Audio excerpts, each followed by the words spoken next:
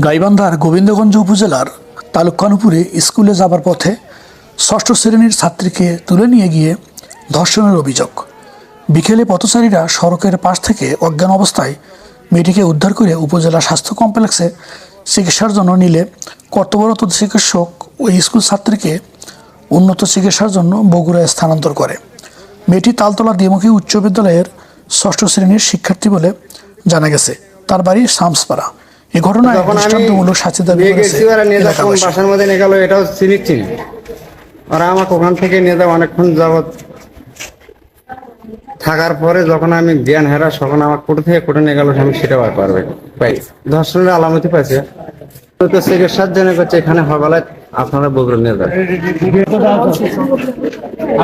ঠিকসের একটা বাচ্চা তালতলা হাই স্কুলের ছাত্রী, বাচ্চাটা কিভাবে আসতেছে তার স্কুলে, আর সেখান থেকে তাকে তুলে নিয়ে যে উপর্যুপরি ধর্ষণ করে বাচ্চাটাকে মৃত্যুর সঙ্গে পাঞ্জা লাগতেছেন। বাচ্চাটা বাঁচবে কি মরে যাবে, এক আল্লাহ পাক রাব্বুল আলামিন ছাড়া বড় কোনো আর জায়গা নাই, ভাষা নাই। আজকের এই মেয়েটি স্কুলে যাবে, সেখান থেকে এই হ্যাকার বাহিনীতে তাকে ধরে নিয়ে গিয়ে ধর্ষণ করে আবার একটা বাড়ির পাশে ফেলে দিয়ে গেছে।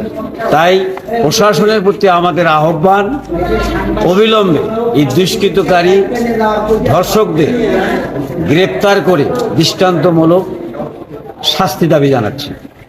ষষ্ঠম শ্রেণীর ছাত্রী, যাই হোক, যে দুর্ঘটনা ঘটাইছে আমরা উচিত মূল্য শাস্তি চাই, বিচার চাই।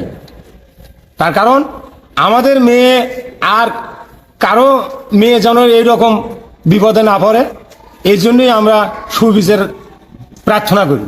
আগে আমার বাড়ি উত্তর পাশে পাশাপাশি, সে মেয়েটা ক্লাস 10-এর ছাত্রী, এবার পরীক্ষার্থী। তার ঘরের মধ্যে ধর্ষণ করে তার জব করে লেট্রিনের মধ্যে নিয়ে যা রাখলো। আজ পর্যন্ত তার আমরা কোনো সুবিচার পেলাম না। তাহলে একটার পর একটা করে আমাদের এলাকায় ঘটিচ্ছে, বিধেয়ী আমরা সুবিচার চাই, দৃষ্টান্তমূলক শাস্তি চাই, সুবিচার চাই আমরা।